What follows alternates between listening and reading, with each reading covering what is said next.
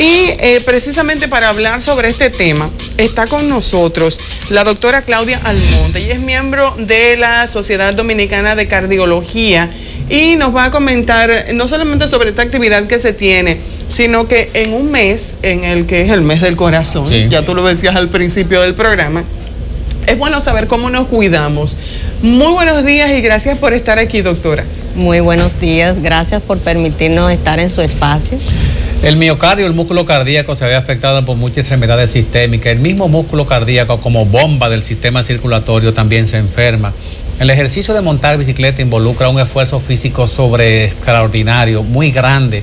La posición, la cantidad de sangre que va a las piernas, que baja del cerebro, que baja de la cabeza. Debe una persona que va a comenzar una disciplina de dar pedal en su casa, en una bicicleta estacionaria, o dar pedal en la calle, hacerse un examen, un diagnóstico, un electrocardiograma, un encefalograma, para saber si en verdad está en capacidad no solamente anímica de dar pedales, sino también en posición física de enfrentar el esfuerzo.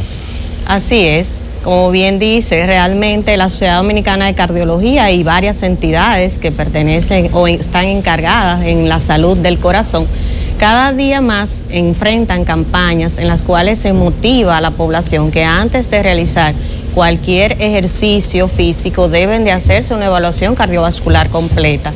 No solamente un electrocardiograma, sino una evaluación que conste de prueba de esfuerzo, de ecocardiograma o algún otro estudio como Holter que pueda saber si ese paciente no presenta arritmia o tiene algún antecedente genético que pudiera contrarrestar el hecho de realizar ejercicios.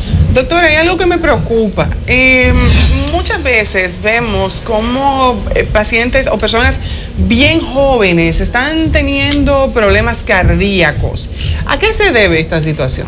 Sí, esto básicamente tenemos que tener en cuenta el estilo de vida que lleva la población actual.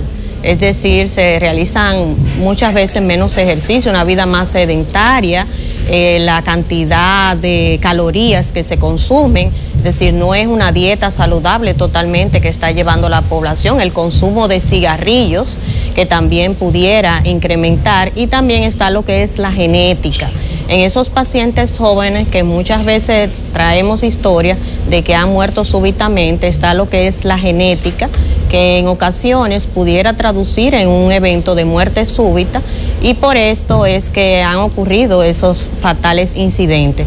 Por eso siempre antes de realizar ejercicio lo correcto es que se haga una previa evaluación y saber sus antecedentes, es decir, su madre, padre, abuelos, hermanos, si ha habido algún evento cardíaco, siempre tener en cuenta, y además saber con tiempo cuáles son sus niveles de presión, si no posee diabetes, cómo está su colesterol o algún otro hallazgo. Muchas cosas se ponen de moda, por ejemplo, el ejercicio aeróbico, las caminatas en los play, en los espacios abiertos. Mucha gente desconoce que el aumento de volumen del músculo cardíaco también involucra la hipertrofia de ese mismo elemento del sistema circulatorio. El consumo alto de sal, el consumo alto de azúcar, la arteriosclerosis, ¿de qué manera pueden decidir la vida de una persona estando en aparente ejercicio sin ningún tipo de problema de salud? Sí, correcto. Una de las principales causas de muerte por infarto es la arteriosclerosis, es decir, las placas que se producen por colesterol a nivel de las arterias. Estas placas potencialmente se pueden romper en un futuro y pudiera traducir en la oclusión de una arteria y conllevar a un infarto o isquemia del músculo cardíaco, es decir, deja de llevar sangre al músculo cardíaco y ocurre el evento de infarto al miocardio. También tenemos lo que es el consumo de sal, que puede incrementar lo que es la aparición de hipertensión arterial, y el consumo de azúcar, de altos niveles de azúcar, pudiera aumentar la aparición de una diabetes. Casi siempre cuando hablamos de salud, que nos piden que nos hagan un chequeo anual, al menos una persona que está sana, las mujeres, por ejemplo, que tienen que hacerse una serie de exámenes a partir de cierta edad. ¿Cuál es esa edad en la que las personas tienen que comenzar a preocuparse un poco más para ver cómo está su situación circulatoria? Sí, ya estamos hablando que en el sexo masculino lo correcto es a partir de los 40 años, ya estamos hablando, y en las mujeres a partir de los 50 años o lo que es la edad de la menopausia. Tenemos que saber que la mujer en la edad de la menopausia incrementa el riesgo de enfermedad cardiovascular, pero si antes de esto esta paciente tiene obesidad, hipertensión o diabetes o es fumadora, puede acelerarse lo que es la prevención en esta paciente y realizarse un examen anual cardiovascular.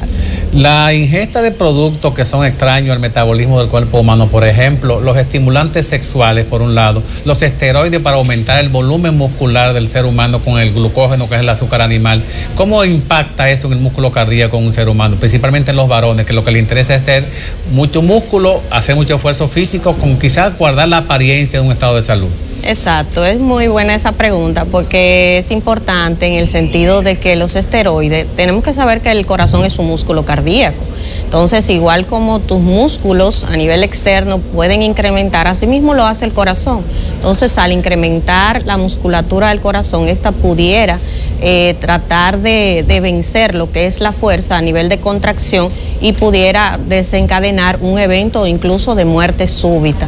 Eso es con relación a los esteroides. En relación a los estimulantes sexuales, está muy relacionado a pacientes, por ejemplo, que tienen enfermedad coronaria concomitante. Esos pacientes que consumen nitratos, está contraindicado el uso de estimulantes. Por eso le decimos a los pacientes que si tienen alguna enfermedad coronaria o están usando algún medicamento, que traten de previamente consultarlo con su médico. También está relacionado a que si lo consumen con alcohol o con drogas pudiera desencadenar arritmias. Y esas bebidas que encontramos ahora energizantes, ¿qué tipo de acción tienen en el músculo cardíaco? Sí, las bebidas energizantes realmente están relacionadas con las arritmias, más bien. Y más que sabemos que las bebidas energizantes a veces se consumen en un ambiente donde hay alcohol, donde hay drogas, o pudiera este paciente tener alguna patología de base que conlleve a producir arritmia, de hecho que pudiera desencadenar un evento súbito. En nuestras calles vemos gran parte de la población que ha tomado un problema muy serio, que es la obesidad, el aumento de peso. Así. La dieta que se tiene en el lugar de trabajo, que solamente empanadas, pastelitos, refresco, bebida, dulce, hace que la gente no queme esa energía.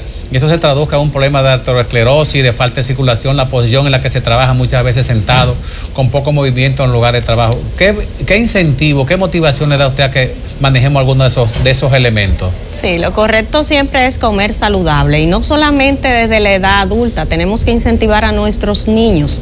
La verdadera población a incentivar es desde niños, desde los 6 años, desde que le damos las loncheras para ir a la escuela o al colegio. Debemos de tratar de que sea una alimentación saludable, mayor cantidad de vegetales, salmón, pescado, frutas, tratar de incentivar el ejercicio para disminuir la incidencia de que ese niño sea en la edad adulta un obeso. Usted habla de los niños y me llega la pregunta, doctora, ¿qué tan frecuente vemos problemas cardíacos en los menores de 12, 13 años? Sí, en verdad la incidencia de cardiopatía en ese tipo de pacientes menores de 13 años es más debido a enfermedades congénitas, se habla de un 1%, pero que la incidencia, por ejemplo, de infarto o de alguna otra enfermedad o arritmia importante, no es tanto como en el adulto, porque obviamente ya es un proceso, por ejemplo el de la arteriosclerosis, que es un proceso que va desarrollándose a lo largo de la vida, y ya en la edad adulta es que pudiera potencialmente tener un desenlace, como así lo tienen también si la adquisición en la adolescencia de las valvulopatías por fiebre reumática. Sí. Por ejemplo, al jovencito o al niño adolescente le da una fiebre reumática por amigdalitis y este paciente desarrolla un deterioro de alguna de sus válvulas y en la edad adulta pudiera eventualmente tener una valvulopatía o daño de una de sus válvulas que incluso puede conllevar a que tenga que ser intervenido quirúrgicamente. Doctora Almonte, yo le pregunto porque vemos algunas situaciones en los menores en estos momentos. Vemos una gran cantidad de niños con obesidad, que además de eso hacen muy poco ejercicio porque en la casa casi siempre están sentados, no se van al parque, sino que el mismo estilo de vida que tenemos que llevar por un asunto de seguridad en muchas ocasiones hace que ese niño esté encerrado en el hogar, haciendo videojuegos, jugando videojuegos, y entonces no tiene mucha movilidad. ¿Qué esos elementos influyen en que ese niño puede tener un problema cardíaco no tan futuro, sino cercano. Sí, claro que sí. Es decir, a mayor sedentarismo y no dieta saludable en un niño realmente pudiera desencadenar algún evento cardiovascular.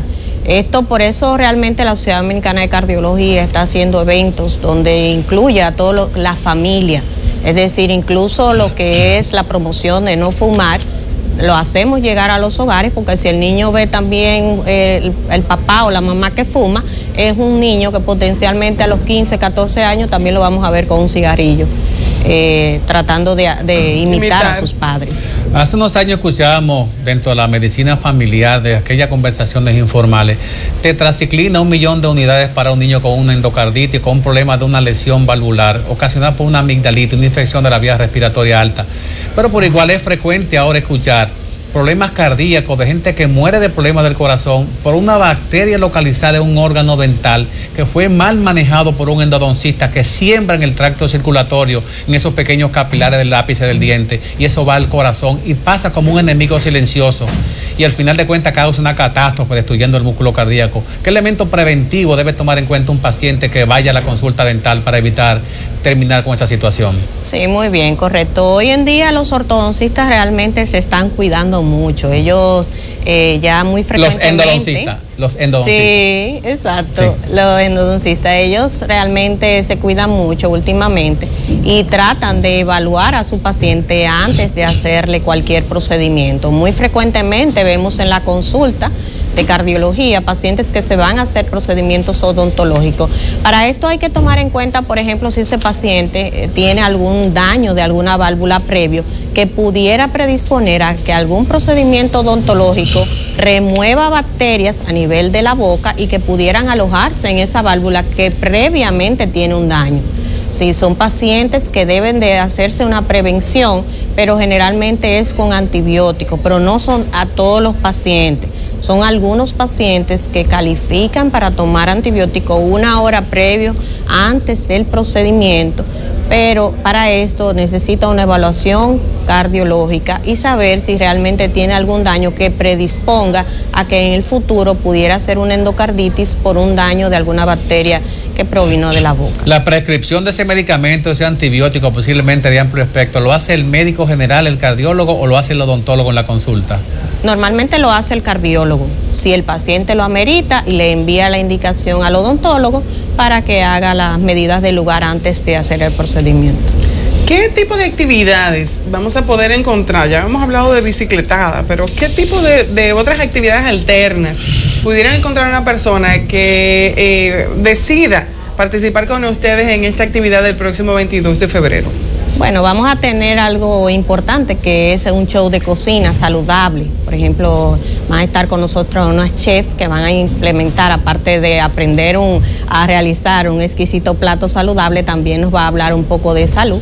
Está la zumba, que también está muy de moda y que en verdad pudiera también incrementar lo que es la actividad física.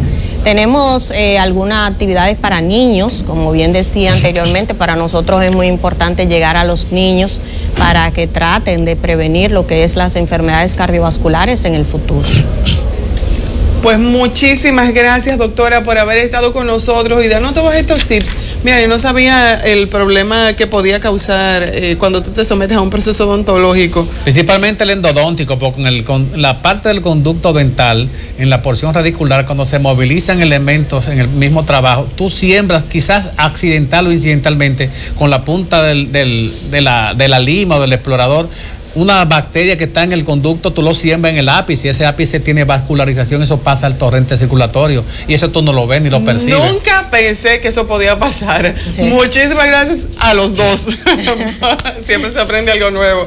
Gracias de veras, doctor, y mucha suerte con esta actividad. Amén. Gracias. Vamos ahora a una pequeña pausa, no se muevan, enseguida volvemos.